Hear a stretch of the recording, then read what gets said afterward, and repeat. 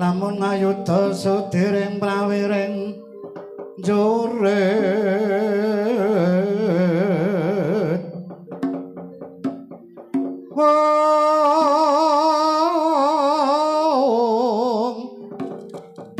mrapate ngangin-angin upayan Tribawana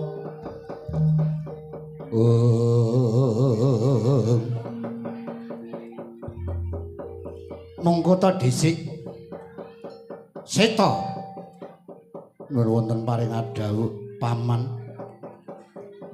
kepatihan paman rupa kenca kelenggan iki pun paman bakal mundhut priksa kelawan jeneng sira kepiye nganti kelenggan iki lha kok dadi durung ana trontong-trontong jago kesepuhan ingkang iki mengko manjing jroning pabaratan jroning janget pinentang. Nyun pangapunten paman. Wah.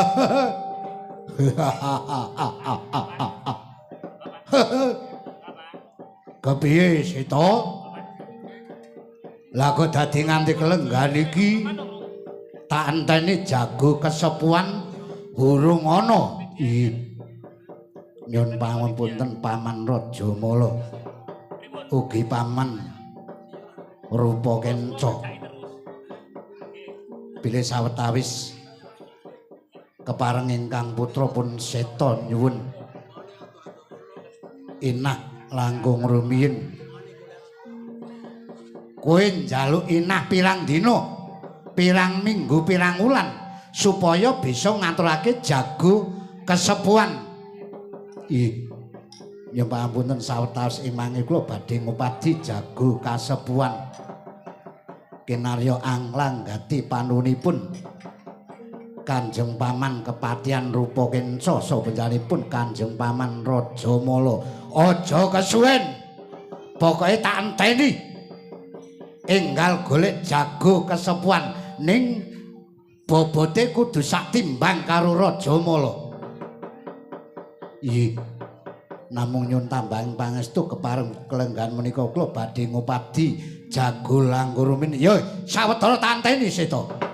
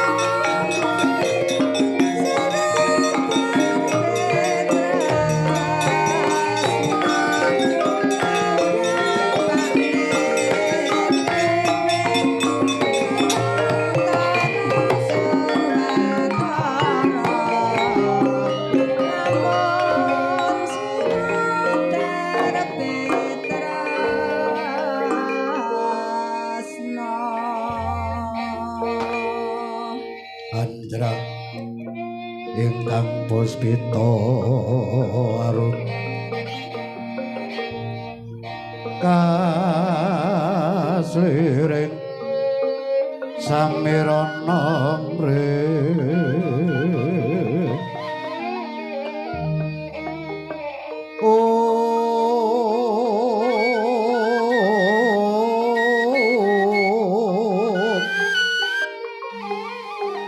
sekar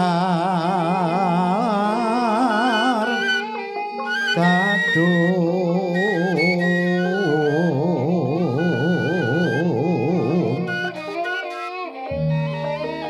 sekar kadung kongas kandhanya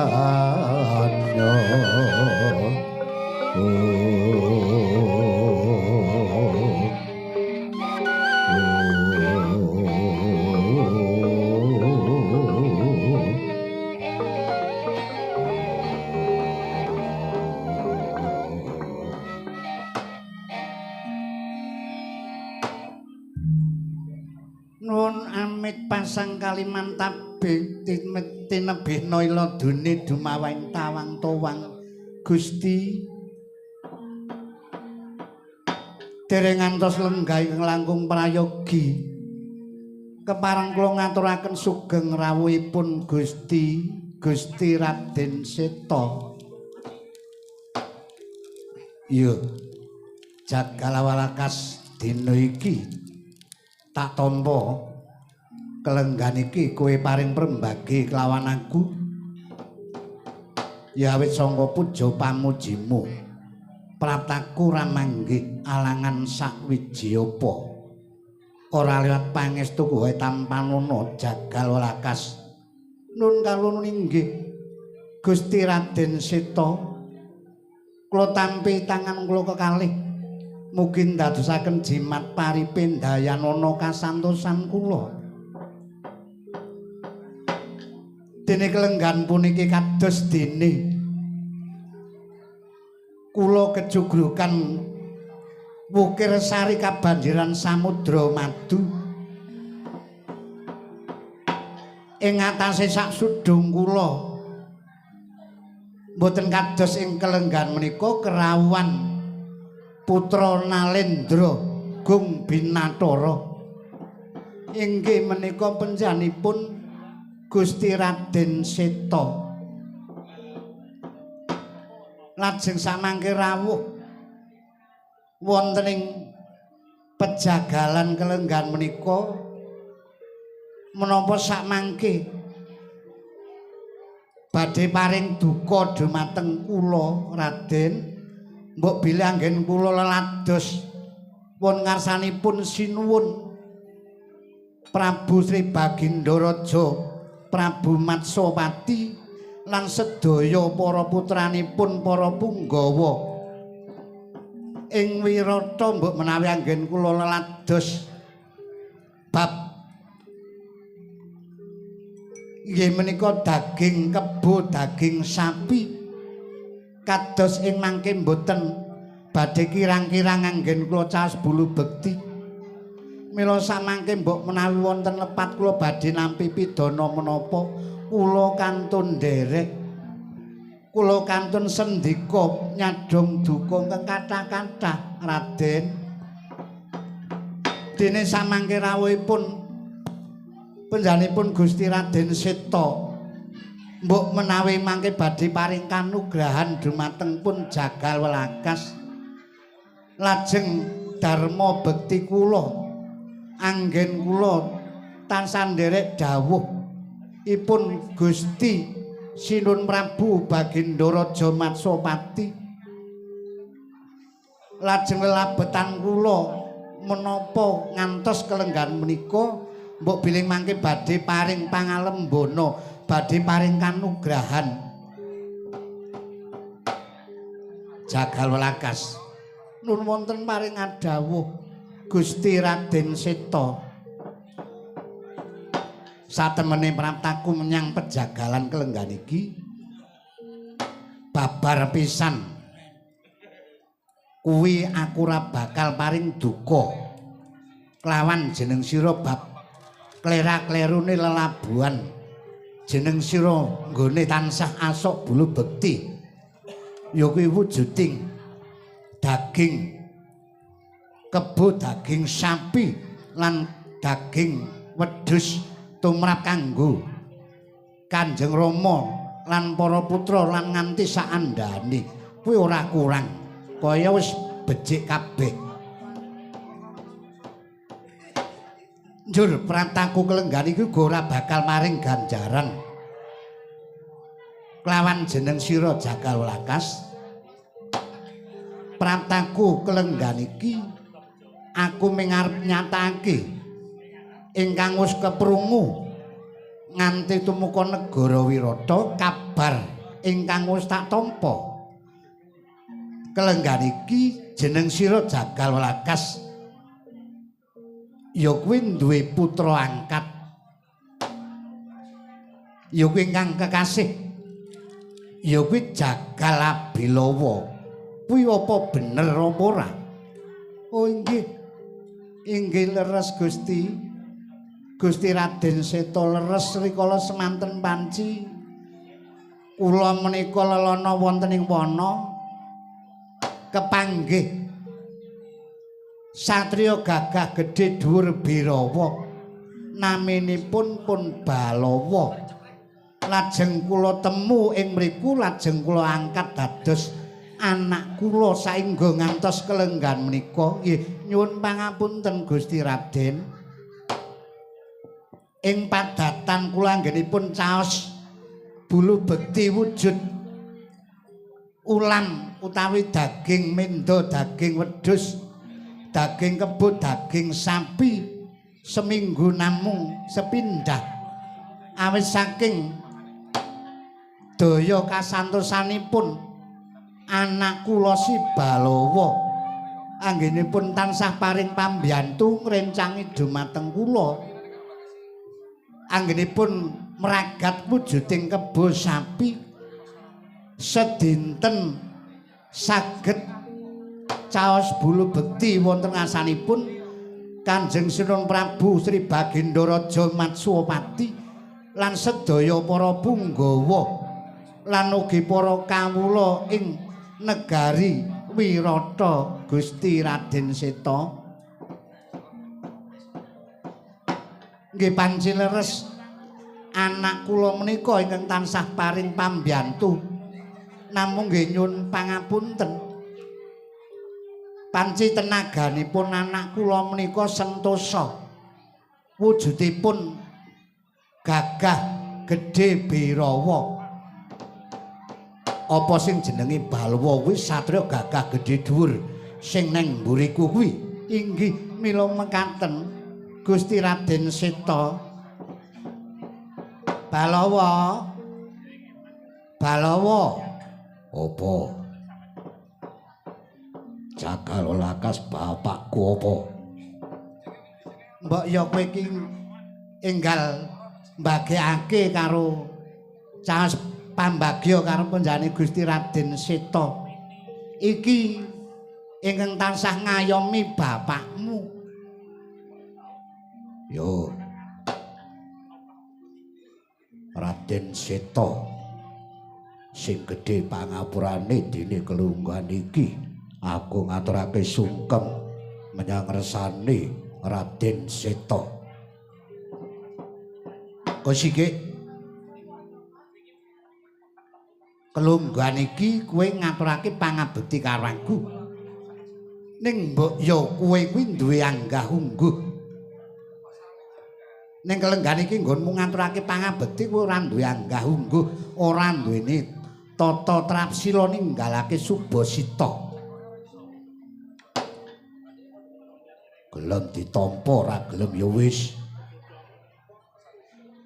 nyuwun pangapunten Gusti Raden Seta dene anak kula pun Balawa menika panci watakipun mekaten mboten saged basa tur mboten gadhahi anggah ungguh mboten gadhahi tata trapsila tur dasare anak kula menika mboten tau adus tur gandane niku amis sawit saben dintenipun namung meragat kebo sapi wedhus sak pinunggilipun ya wis ora apa-apa tak tampa kelungguhan iki nggonmu ngabekti karo aku Balawa pangestuku tampanana yo ndampun ing mestaka muga-muga ndadekake jimat la iki mengkene Jagal Lakas bener kelenggan iki aku wis nyatake yen to kelenggan iki menyang pejagalan kowe duwe putra angkat si Jagal Abilawa mula ndadekno pangertimu prataku kelungguhan iki aku nderek dawuh penjare Kanjeng Rama Prabu Sri Bagindo Raja Matswapati rehnen kelenggan iki saka kersane paman patih rupa kenca-kenca rupa kuwi duwe karep mungguh penemuku ganjil tinemu ing penggaliku merga sangka penemuku penjane paman rupa kenca rupa kuwi tembe wurine tetep bakal njongking kawibawane Kanjeng Rama Prabu Sri Bagindo Raja Matswapati saka kersane paman rupa kenca kepengin nganakake adon jago wujuding menungsa. Jagone paman rupa kenca kejaba paman Rajamala. Mula tekaku ing pejagalan kene iki aku wis priksa dhewe wujud anakmu angkat si Balawa. Wujude gedhe dhuwur tur sentosa.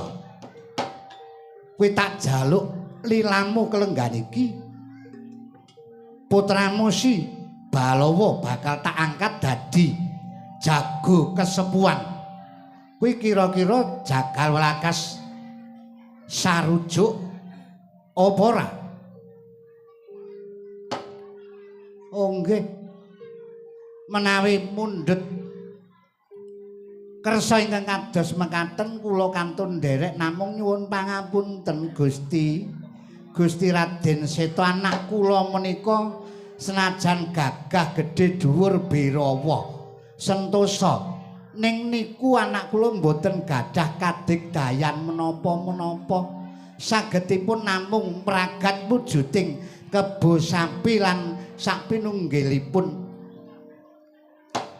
ya ora dadi baya pengapa sing baku jago kesepuan ana mula putramu si Balawa tak jaluk tak dadake jago kesepuan iki mengko karben ngedepi jago Kanoman saka kepatihan ya kuwi penjane si paman Rajamala. Oh inggih Balawa apa jagal welakas bapakku ndadekno pangertimu ya le kulup dene dina iki sliramu dikersake Gusti Raden Seta bakal diangkat dadi jago kesepuan merga kelenggan iki jago Kanoman saka kepatihan kuwi nganakake adu jago wujud menungsa dadi kowe diangkat jago kesepuan iki mengko mungsuh mbrasta jago Kanoman ingkang jeneng Raden Rajamala. Kowe saguh ya, Nger? Balawa sing gedhe pangapurane jagal welakas bapakku ora kok jeneng aku ora saguh ning aku ngrumangsani aku ki ming tukang jagal aku ki ming tukang mragat wujuding kebo sapi nggon bab kadigdayan aku ora duwe tur papan kene iki dudu papaning gladen bab kekuatan Aji Jaya Kawijayan kene iki papane ya kuwi wong meragat wujuding kebo sapi lan kewan sak pinunggalane sing baku kowe gelem apa ora wong ki sing bagus sagut tur wani nek modar arep dadi apa lho dikandhani wong tuwa kok malah saya. Aku ki ra seneng nek kowe ki wangsulan kaya mangkono. Nyatane ya kaya ngono. Aku ki ming bisani tukang jagal meragat kebo sapi nggon kadigdayan ora duwe. Kira-kira wani apa ora? Ya nek wani-wani ning nek tekan nggone mudar padha wae ngisin-ngisinke. Oh, bocah ki nek ora ndek pengalaman ki ya ngono. Sak pinter-pintere kowe sik pengalaman aku. Kowe iki bocah wingi sore pengamalanmu ora duwe, pengalamanmu ora duwe. Ya senajan aku ora ndek pengalaman ning waton cah nom kuwi pinter. Pinter ki nek dijodhake karo pengalaman, dasar pinter tur pengalaman. Kuwi apik ning arepa pengalaman nek ora pinter. Sing baku kelunggan iki Balawa kira-kira kowe saguh apa ora tak dadake jago kesepuan nrenggalangi jago Kanoman ya kuwi si Rajamala nek aku minggiri manut Jakal Walakas bapakku. Nek Jakal Walakas bapakku dawuh aku saguh senajan to iki mengko aku kalah, senajan to iki mengko aku mati jroning palagan. Bab kuwi pinanggih gampang sing baku kowe saguh ning waton nampa dawuh ya kuwi Jakal Walakas bapakku.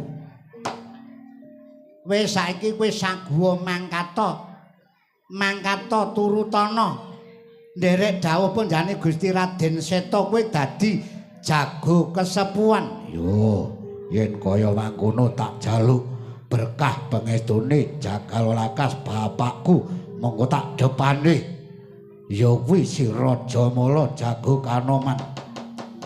Ya sen kok mangkono Jakal Walakas aku ngaturake genging matur nembah nuwun. Mula dina iki putramu si Balawa tak kanthi supaya manjing jroning blabar kawat janget pinentang iki mengko nrenggalangi jago Kanoman.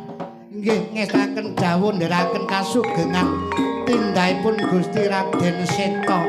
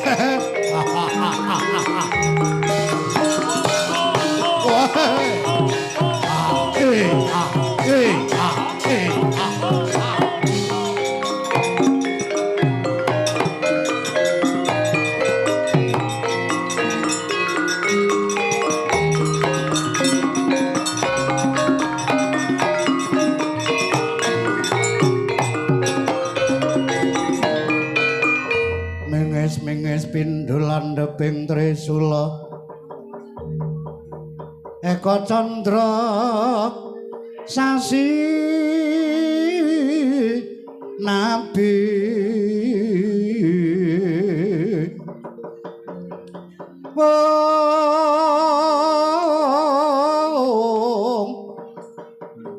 Eka Candra sasi nabi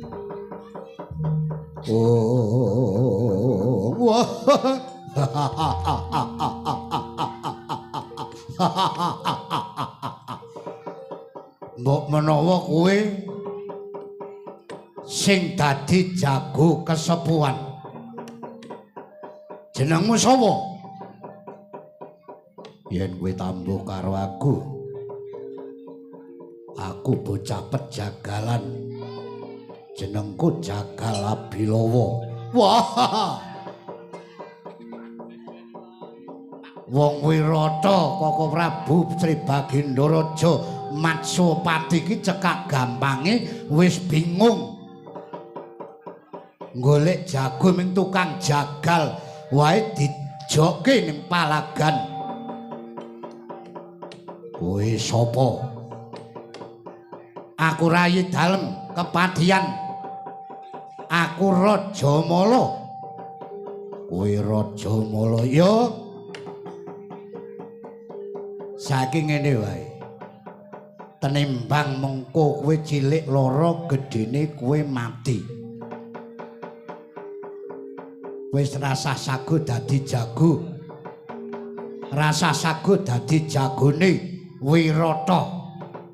Wis kowe lungguh kepenak, mengko kowe tak dadekake senopati kepatihan. Kowe njaluk bayar pira tak turuti. Bakune kowe aja sagu dadi jago kesepuan. Kowe lungguh kepenak, uripmu kepenak, kowe njaluk bayar pira per bulane tak turuti.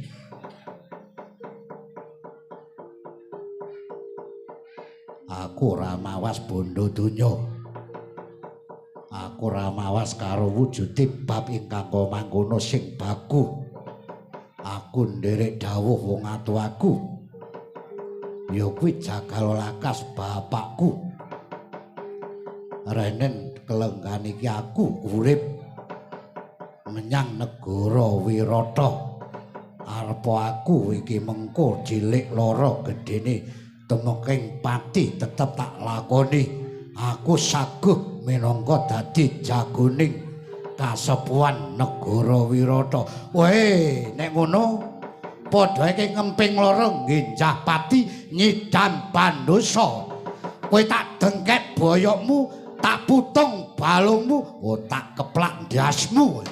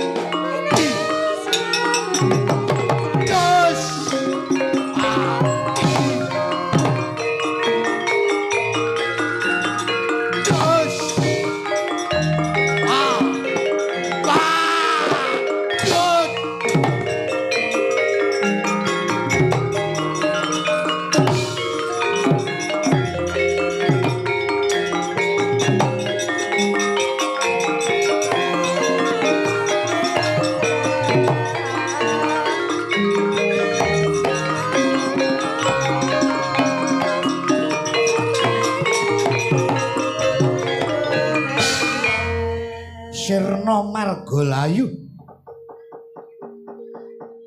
Raden Rajamala ing kono kelindhih yudanira Raden Balawa kacuwek kuku Pancanaka jangganira Sirna Margalayu ing kono datan kelilapan Raden Rupakenca dupi priksa ing rayi Raden Rajamala njeli kepati aduh adikku dimati jeneng sira di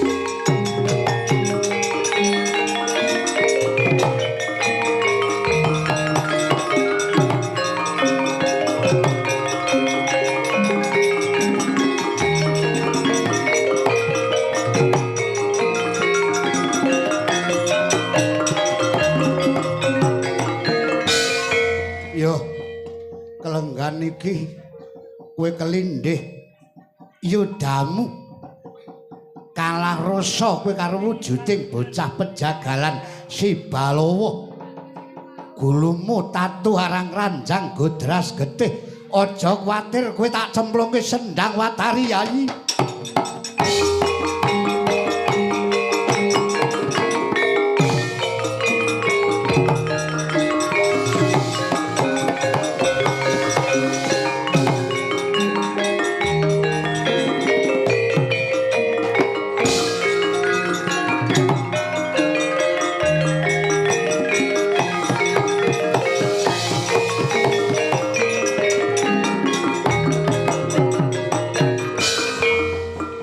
carita Raden Rajamala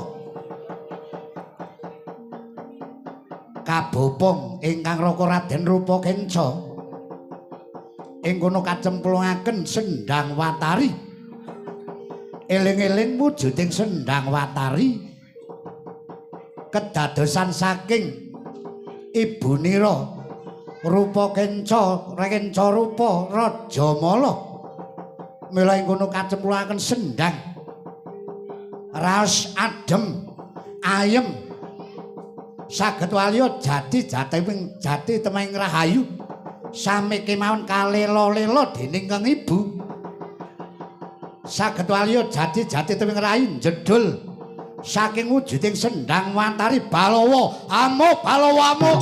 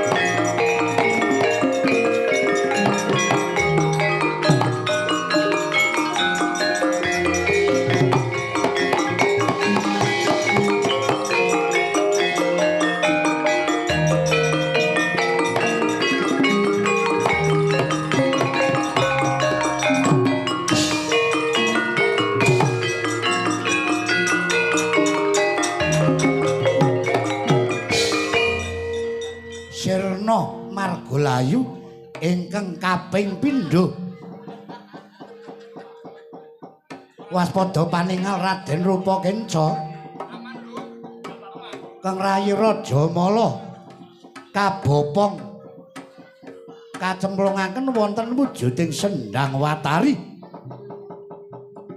ing kono saged waliya jati temeng rahayu mijil saking sendang Balawa hayu amuk Balawa amuk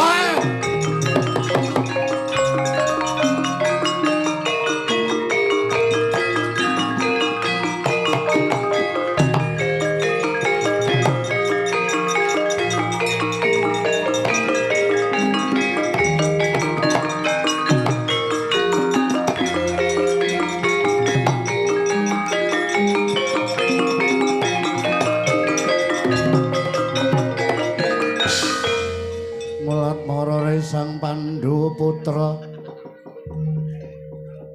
asmanya kamanungsan kamanungsan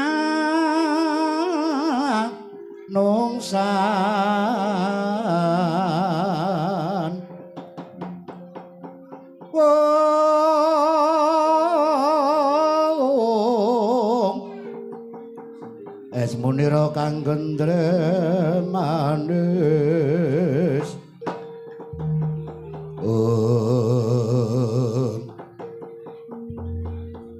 ana wigati apa Petruk lha kok dadi kelenggan iki kowe lumayu kowe keplayu nganti tumeka ngarepanku nganti kaya ora bisa ngatur napasmu nggih ngaturken ketiwasan Ndara nembe kewala keng neraka sapa pun Ndara Balawa kelenggan menika kula lak mireng kabar Ndara Balawa menika dipun dadosaken jago kasepuhan mengsah jago kaneman saking kepatihan mengsah kalian keng nami Raden Rajamala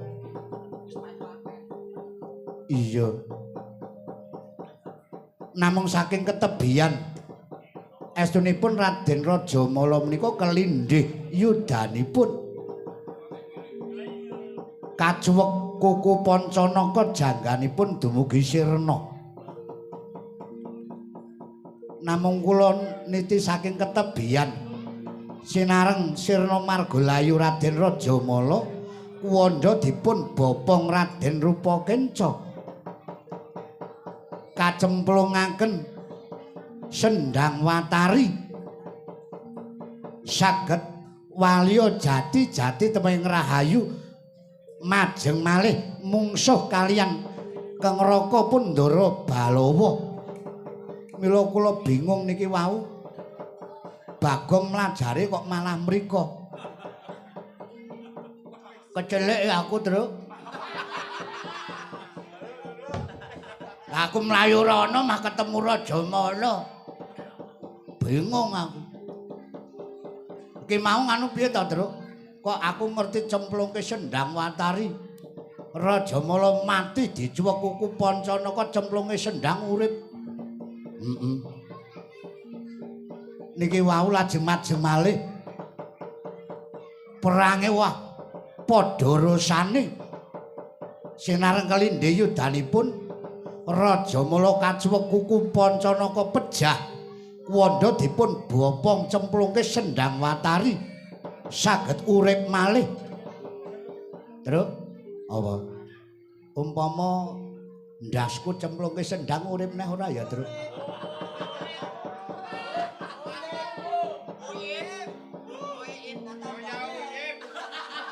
ndase ngendi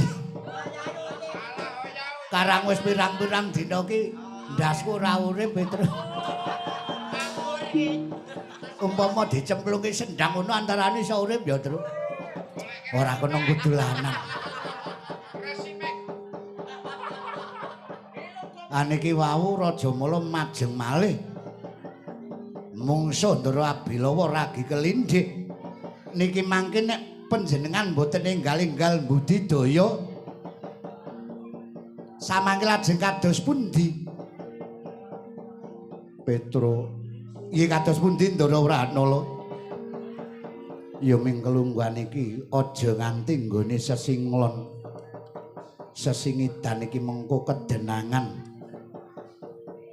mbok menawa ana wadyabala saka negara ngendi wae utawa negara Ngastina aja nganti ngonangi yen aku kuwi menyang kene Petro mula kowe tak kongkon iki aku duwe pusaka wujuding panah ingkang aran Brahmawarastra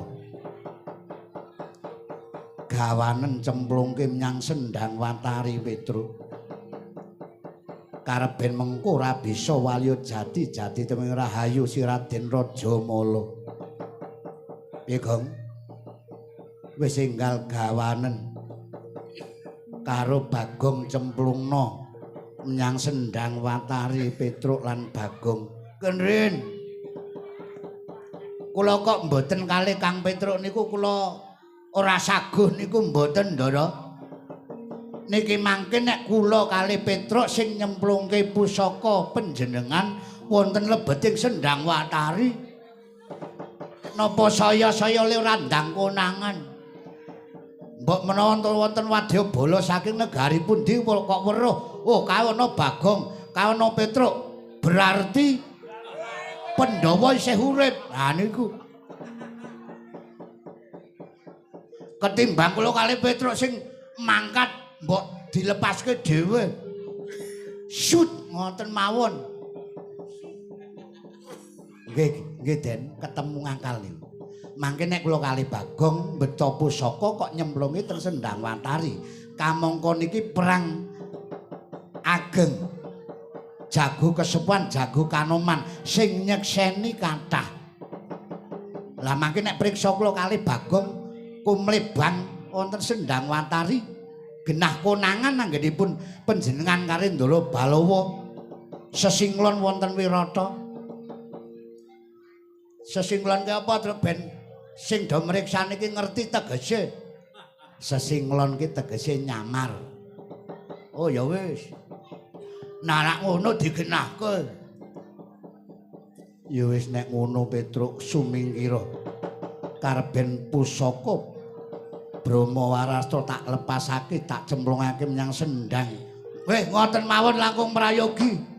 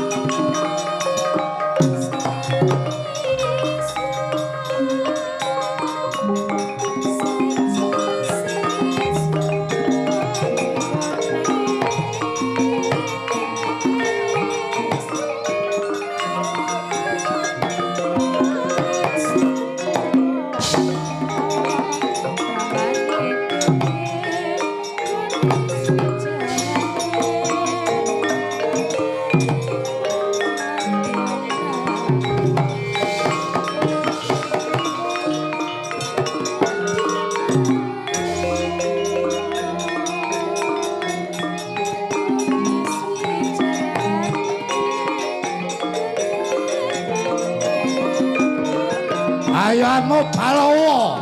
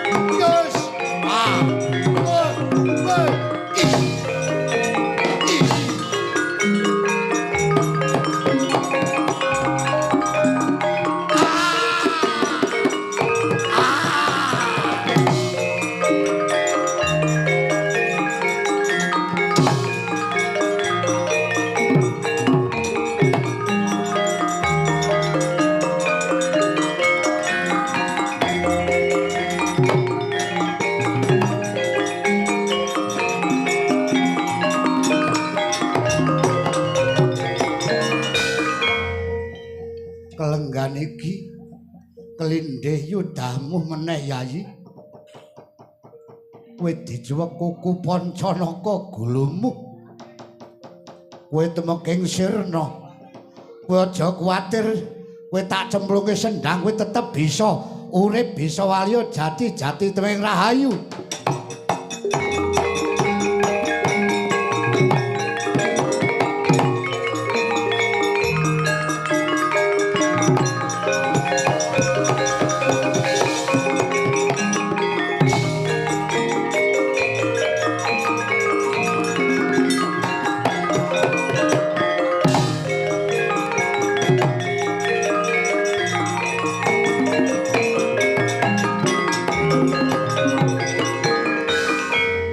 Kacarita ing kono Raden Rajamala kabopong ingkang raka Raden Rupakenca kacemplungaken Sendhang Watari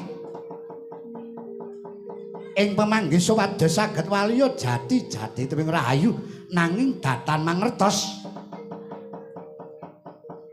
lampahipun pusaka Raden Rahatnala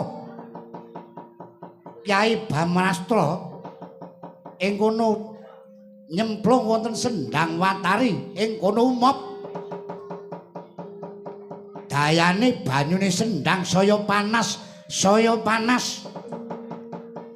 temah raga raganira sira Jamala kacemplungaken mboten saged waliya jati teng rahayu ajur mumur ing kono prak Kamidara kaget Raden Rupakenca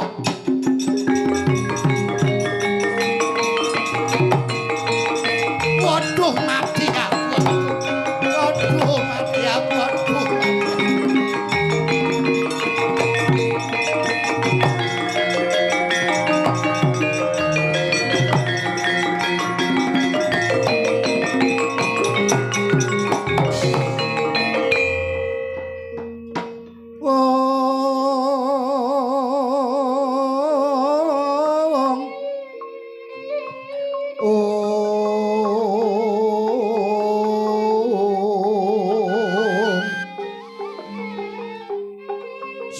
sorong kiwangkara pingken mangusa kang layon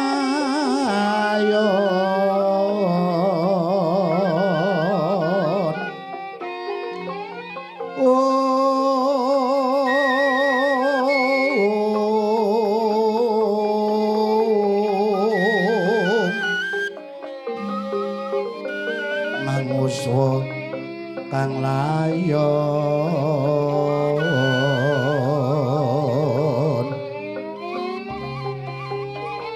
yen lara golekna tamba nyang Suralaya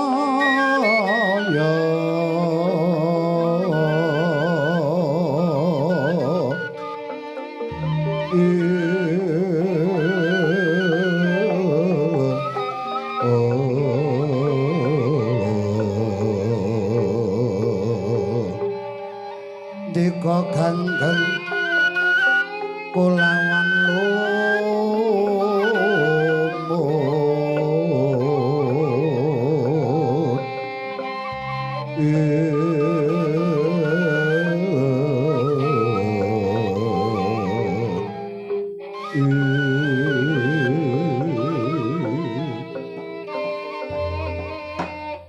aduh adikku Yayi Rajamala jebul umurmu amung tekan semene Yayi.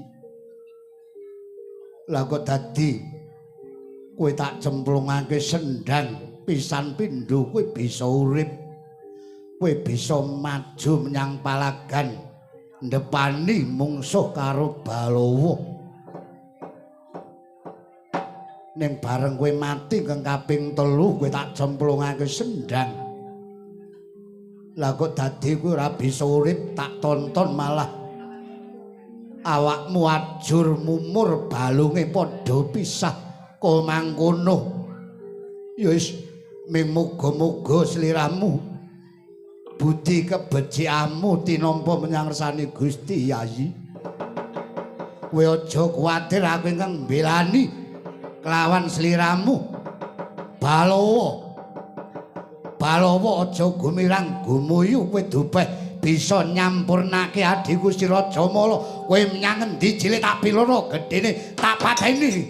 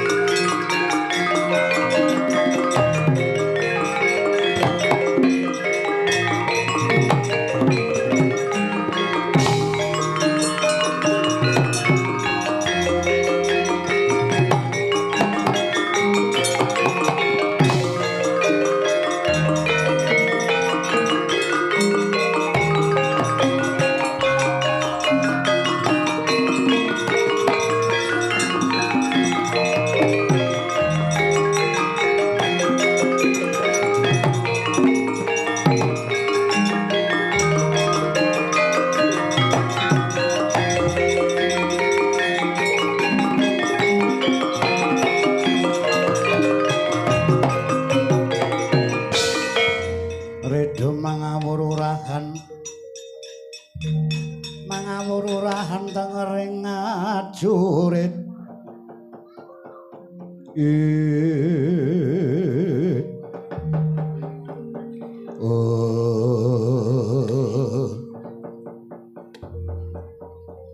nyun pangapunten Gusti Gusti Raden Rupa Kenca kula nyasaken sembah pangabekti Gusti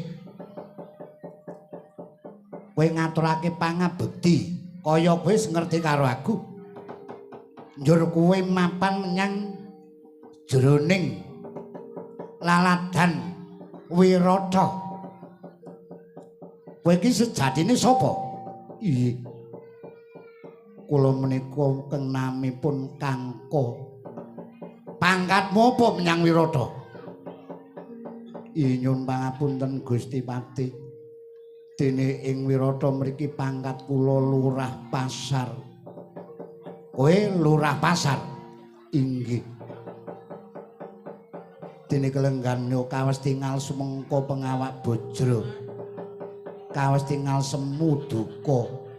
Ngilen leres tindakipun menika badhe tindak wonten pundi Gusti Pati?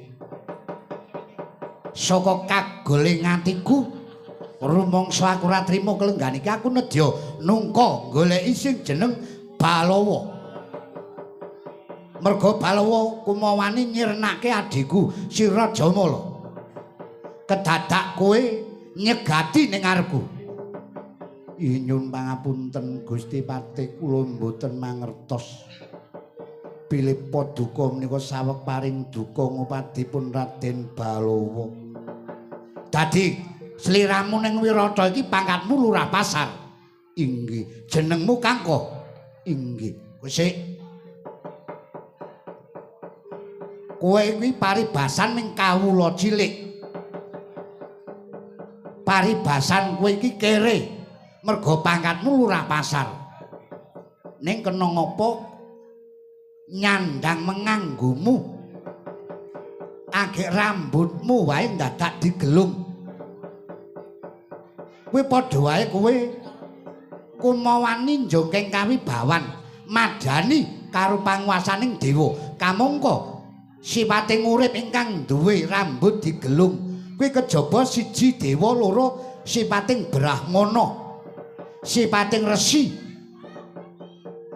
ingkang wis gentur tapane mateng semedine kowe ming derajate Lurah Pasar kok rambutmu digelung sing gelung sapa?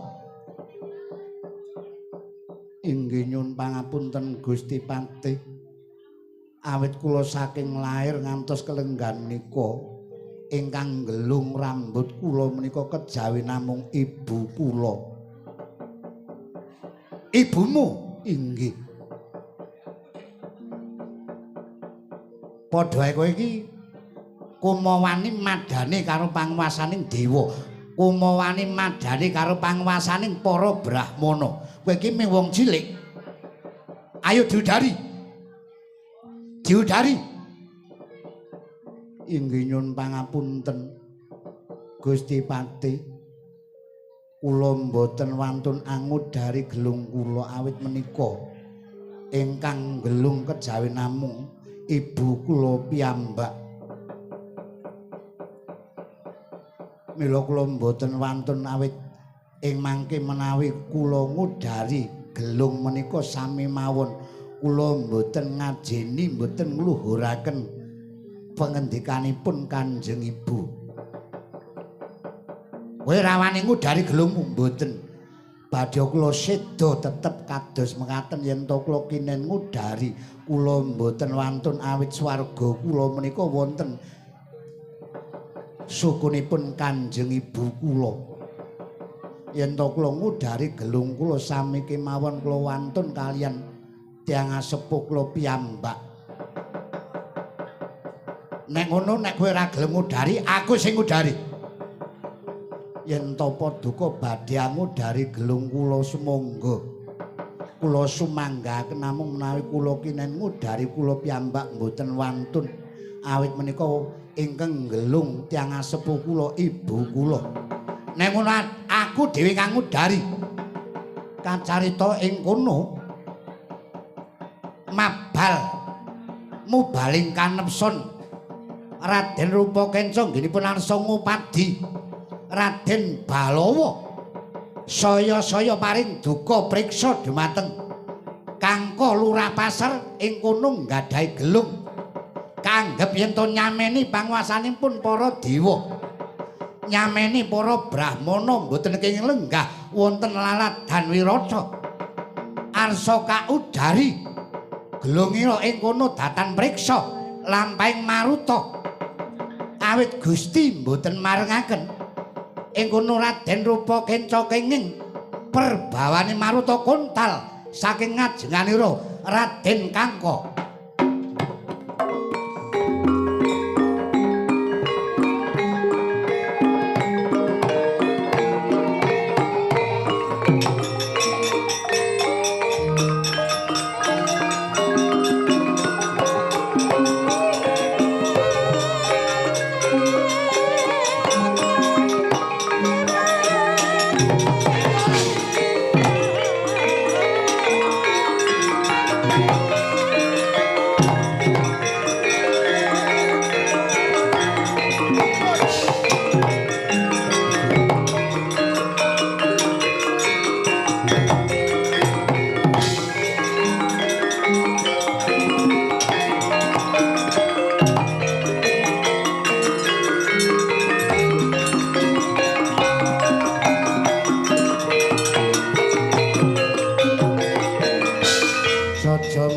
Kenatap duka ayasinepi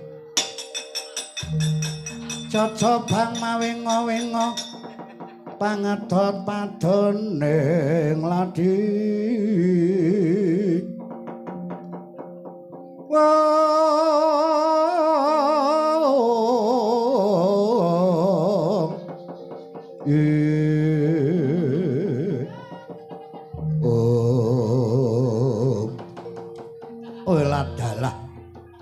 Kala semono aku mangerti dukane Kakang Rupakenca nggone semedya goleki prayune si Balawa ya aku Kenca Rupa kudu bisa paring pambiyantu goleki prayune si Balawa lah kok dadi lang tak kedhepake Kakang Rupakenca mbuh menyang endi ki mau tibane kaya kontal Balawa kowe menyang ndi Balawa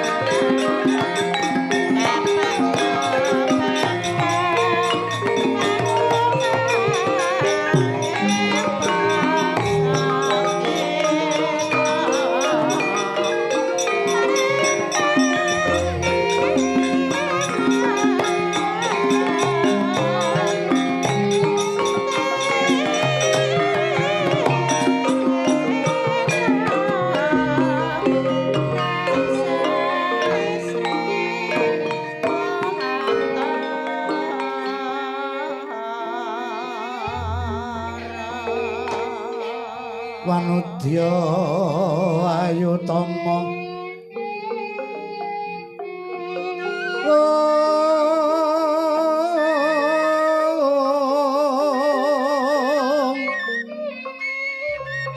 Ayutama mangambararum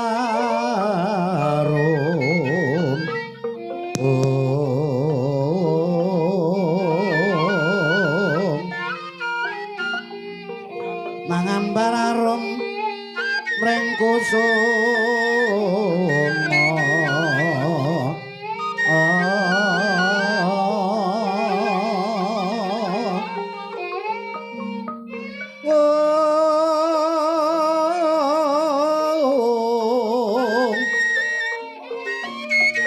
rek mong emak ngembang bagung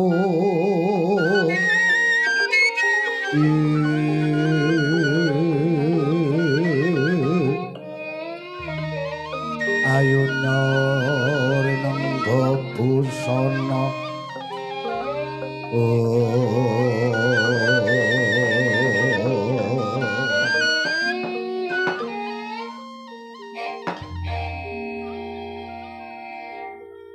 nuwun manggita Gusti Pati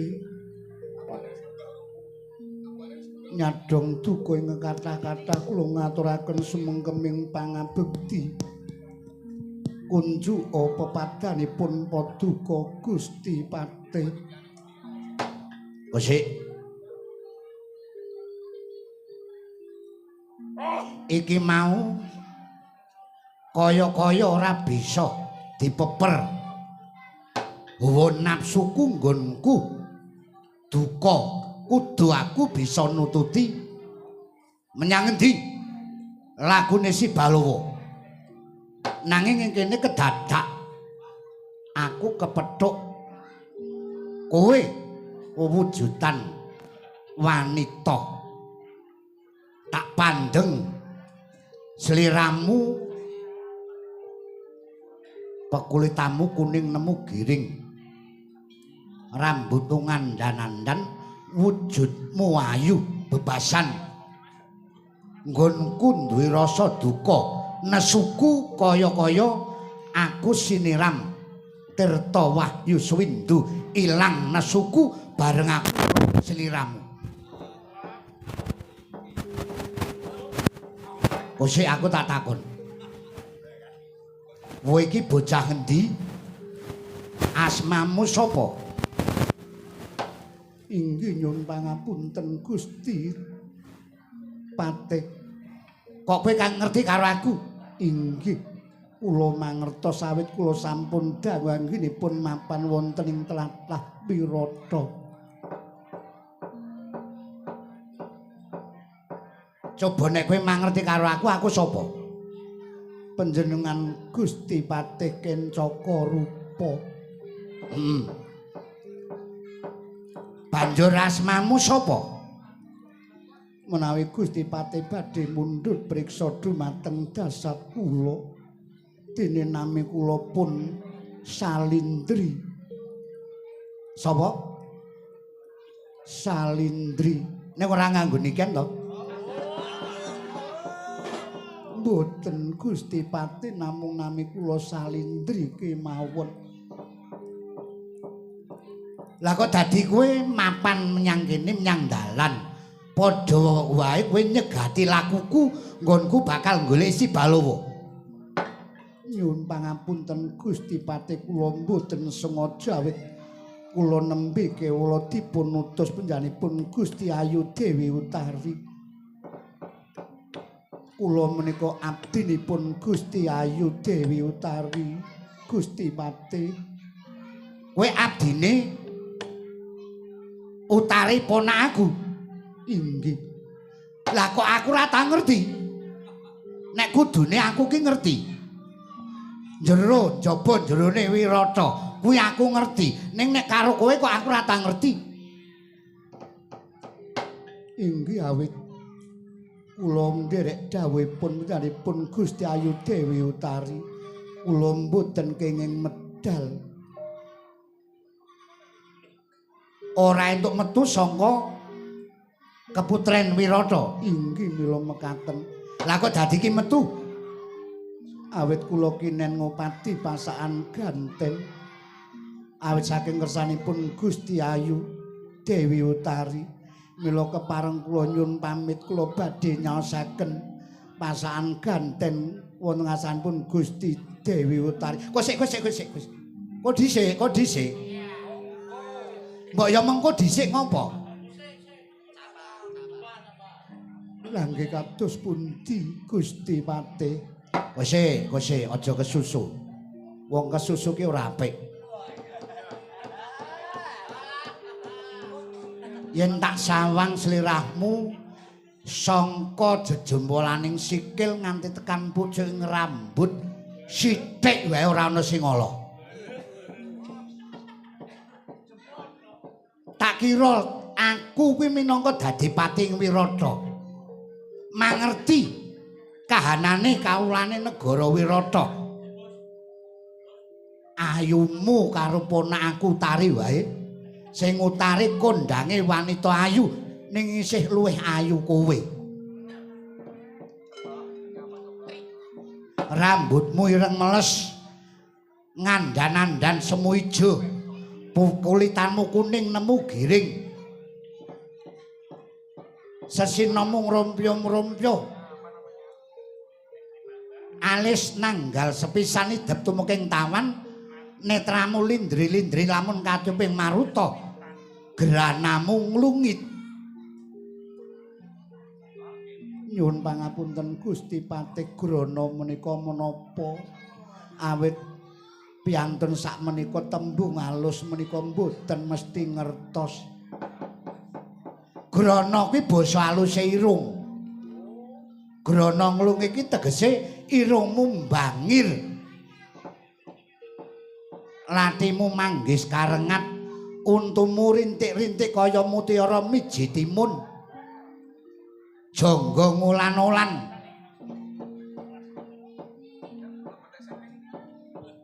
Baumu kaya gendhewa gading, payudaramu nyengkir gading. Kowe ngerti payudara ora?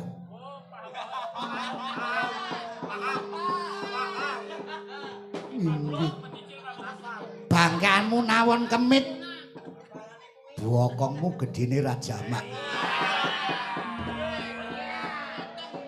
Nganti tekan sikil, jejempaling sikil nganti kaya sirahing ula cabe, ora ana cacate blas. Utari we kalah ayu karo kuwi. Salindri. Kok emane ketemu raket biyen-biyen. Inggih. Lah saiki ngene Salindri. Nesuku nggonku kepengin golek Balawa ilang. Mergo aku weruh kahanan sliramu ndur duweni rasa trenyuh, aku duweni rasa tresna karo kowe. Kira-kira kowe saguh nampa katresnanku apa ora? Lamun kowe tak angkat kelenggan iki dadi garwaku menyang kepatihan Wirata. Nyuwun pangapunten Gusti Patih panjenengan ngendika mekaten kok mboten awit rumiyin. Kok sik kok kowe lemu wangsulan kok mangkono? Inggih cobi menawi rumiyin ngendika mekaten kula nggih purun madosi panjenengan. Lah kok kowe iso wangsulan kok mangkono? Namung nyuwun pangapunten Gusti Patih awit kelenggan menika kula sampun winengku sipating kakung. Ya senajan kowe winengku sipating kakung, kowe nglanggati katresnanku ya ora apa-apa. Nglanggati katresnanku ora apa-apa. Nek perlu mengko tak tembunge karo bojomu. Engko bojomu arep njaluk bondo donya sepira? Mas Becik Raja Brana sepira tak turutani. Mergo aku tresna tenan karo kowe, Salindri. Ayumu kuwi tenanan. Munggo kowe nek dadi bojoku gek kaya ngapa rasane. Inggih Gusti Patih namung nyuwun pangapunten emanipun kula menika sampun wonten ingkang mengku garwa. Garwamu sipating satriya, aja kuwatir. Mongko tak tembunge. Tak tembungi. Umpama garwamu ora ngolehake, ora maringake sliramu, cilik tak piloro, gedene tak pateni. Namung nyuwun pangapunten Gusti Patih. Piye? Wonten petangan ingkang ragi ganjil tumrap Salindri. Kok kok omongmu kok ana petungan sing rada ganjil iki kepiye? Nyuwun pangapunten garwa kula menika sanes sipating satriya, sanes sipating menungsa Gusti Pate. Ayumu kaya ngono bojomu dudu menungsa. Sanes. Banjur bojomu kuwi apa? Semah kula inggih menika wujudipun alus. Menawi tiyang gesang boten saged mespadaken awit sipating jin setan priparyangan paribasan garwa kula menika wujudipun gendruwo. Ora kok bojomu kok gendruwo? Nek bojomu gendruwo ki nek cara campur ki kepiye? Paduka ampun ngantos ngendi kok mekaten to Gusti Pate. Menawi paduka purun samangke mundhut priksa utawi nembung dumateng garwa kula semangga menawi garwa kula maringaken kula nderek kula dados garwa paduka. Menawi garwa kula ing mangke mboten marengaken sampun ngantos kagol penggalipun. Mbok ning kene iki ora ketang sedelit. Mbaya tresnaku ki ladenana. Ora ketang sedelit ki gandrung dhisik kena apa? Kirang prayogi lamun dipun dulu piantun kathah Gusti Pati. Njur garwamu wujude gendruwo. Mapane menyang ndi? Mengko tak tembunge. Anggenipun garwa kula ngetingal menika wonten dinten petangan kalih perkawis. Bojomu nggone ngetok kuwi ana dina rong werna. Inggih. Saben-saben ngetingal menika wanci dalu. Wekdalipun inggih menika wonten dinten Anggara Kasih utawi wonten dinten Sukra Kasih wanci jam 12 dalu. Mapanipun lenggahipun wonten pojok beteng ingkang sisih ler ing negari Wirata. Mila paduka menawi badhe nyuwun dumateng kula aturi manggi garwa kula wonten pojok beteng sisih ler. Mangke garwa kula badhe manggi paduka. Ya wis. Nek ngono tak temonane arep bojomu wujude ngalus, wujude gendruwo. Tak tembunge. Kok ya iso-isone kowe eling nglakoni. Dadi kudu ngenteni dina Anggara Kasih utawa Sukra Kasih. Inggih, prisa napa mboten dinten Anggara Kasih Sukra Kasih. Anggara Kasih ki Selasa Kliwon. Anggara kuwi Selasa, Kasih Kliwon. Sukra Kasih, Sukra ki Jemuah, Kasih Kliwon. Wektune jam 12. Inggih, mila monggo samangke kula aturi nyerantos dumuginipun dinten menika Gusti Pate sawetawis kula nyuwun pamit badhe nyaosaken pasakan ganten wonten ngarsanipun Gusti Ayu Dewi Utari Gusti Pate.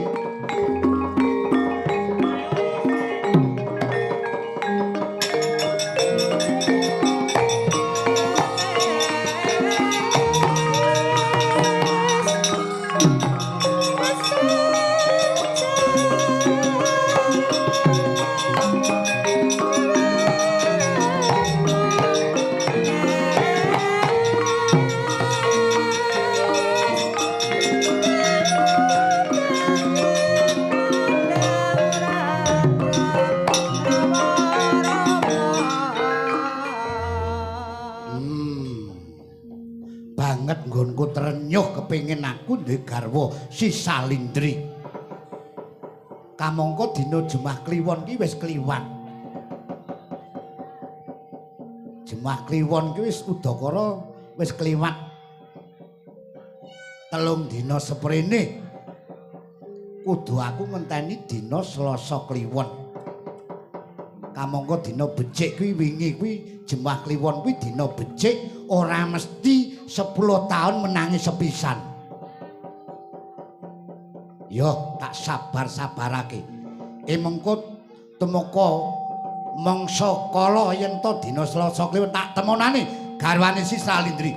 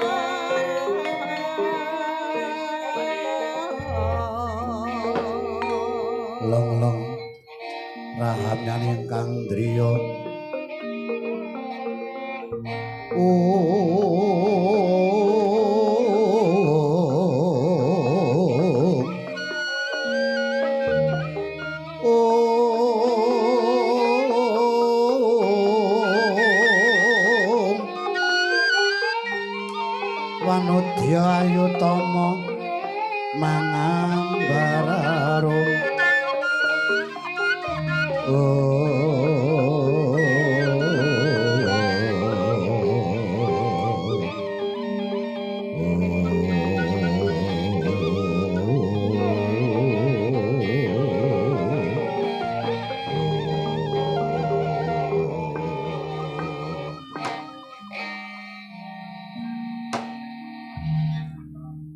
iki tawis padake kaya Mbak Ayuku, Mbak Yu Salindri.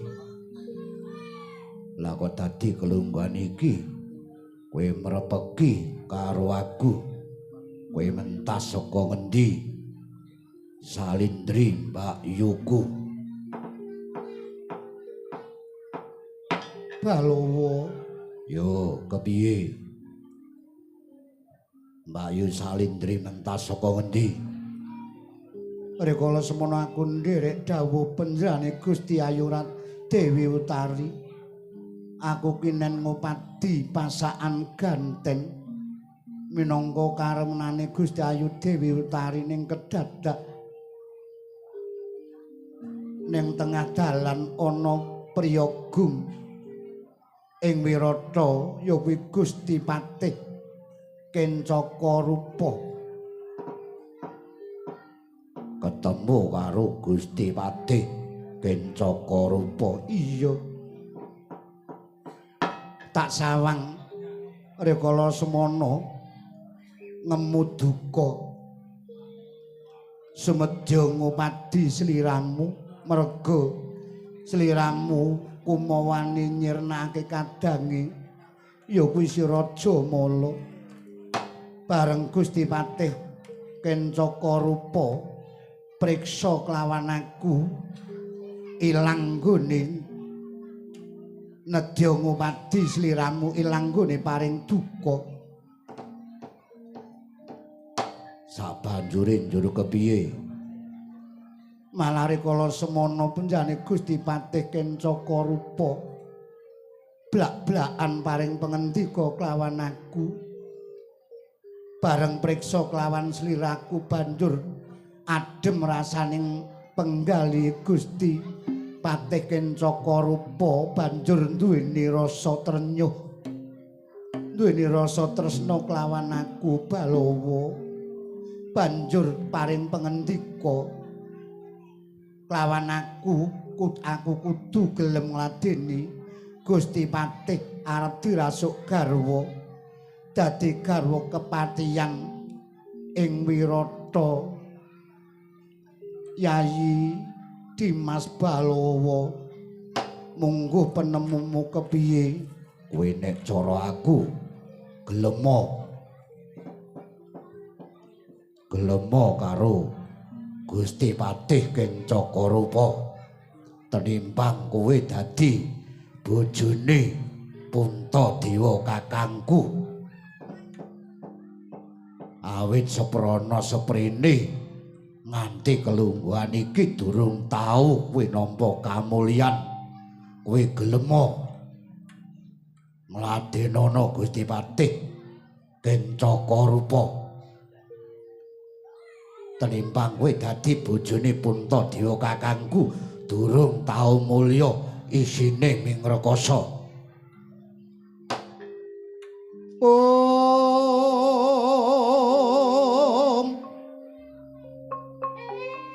Sri Tuntong Bale Lumut Marakanggeng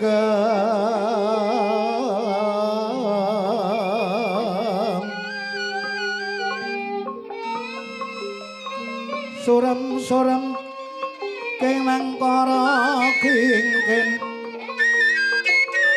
mangusa kang layon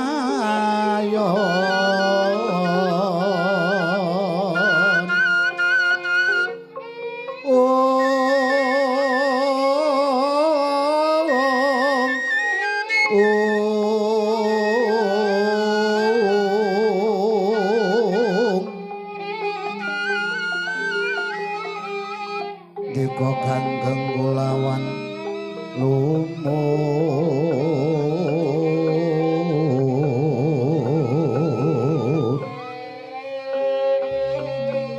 waspada mawah jroning bantala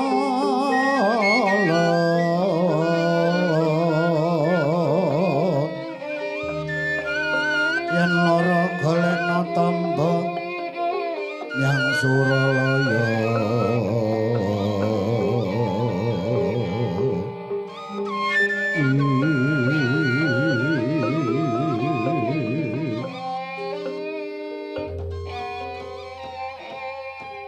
Dimas Balawa kok dadi jeneng sira tega tegel nggonmu wangsulan kelawan Mbak Yumur Salindri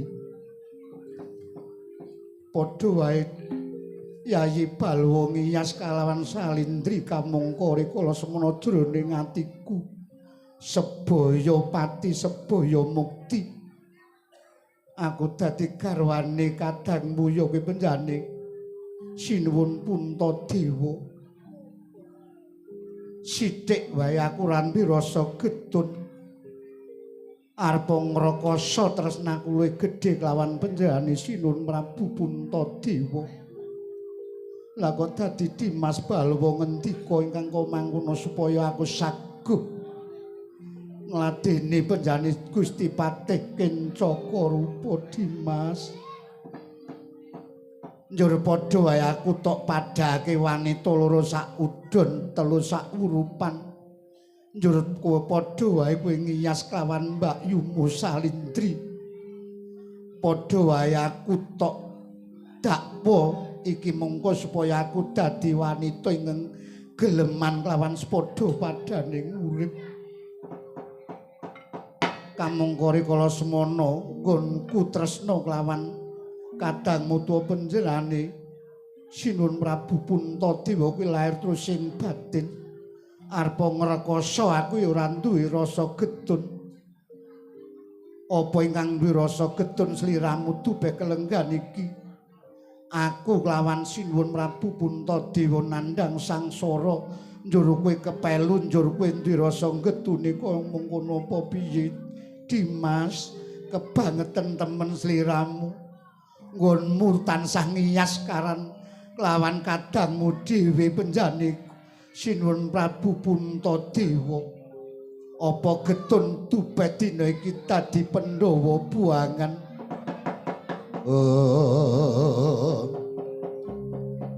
Sena Sranggangkara Sudibya sawara-wara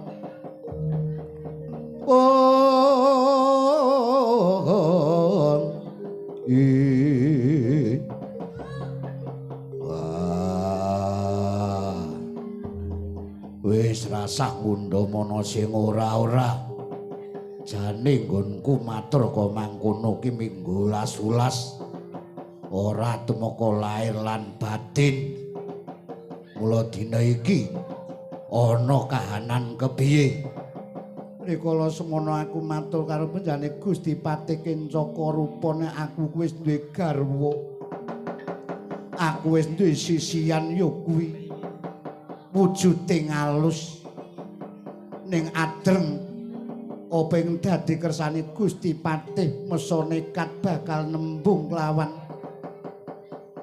sing ndak aturake garwaku wujuding alus kuwi mau wis sagaya sena wis sago dadi garwaku ning iki munggo etok-etok umpama tenan ya ora apa-apa aja ngono aja ndagel yo kowe tak aturake dadi garwaku ning wujudmu tak aturake gendruwo iki mengko ngenteni mangsa kala tekaning dina anggara kasih merga ngendikane mirengku ki mau nek sukra kasih kuwi wis kliwat mula tenono wanci jam 12 mampanmu menyang pojok beteng sisih lor monggo nek ana wujuding Gusti Patih Kencaka rupa minggiri mangsa budhuwa awit kuwi sumedya muta-muta karo aku supaya aku saged dadi garwane ya nek ngono tak enteni menyang pojok beteng sisih lor monggo anggere jedul wujuding Patih Kencaka rupa tak ajari mengkono yayi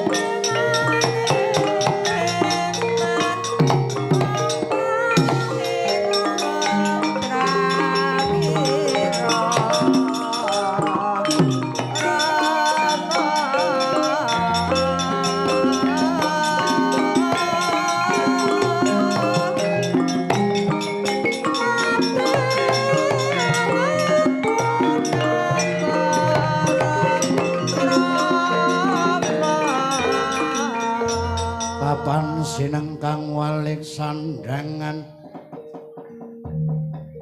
kodhek wasimbar jojo wang malang wentis gangsir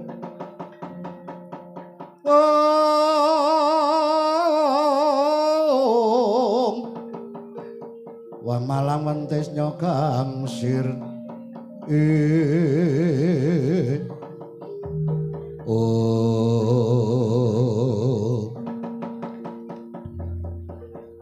iki wis tumeka dina anggara kasih dina Selasa Kliwon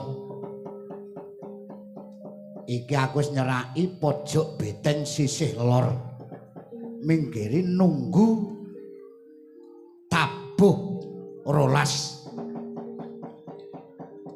nek pancen jedul wujuding gendruwo tak tembunge si Salindri kaya ngopo lamun to aku ndek garwa si Salindri mergo ayune Raja Mak ayune ora ana sing madani kacarita ing kono Patih Kencakarupa sampun nyaketi pojok beteng sisih lor tur ing kono wancine sampun dumugi tabuh 12 dalu. Ing kono waskita Dupi Mulat dan Balawa priksa lampahipun Patih Kencakarupa kajangkah ing kono sambat sebut Patih Kencakarupa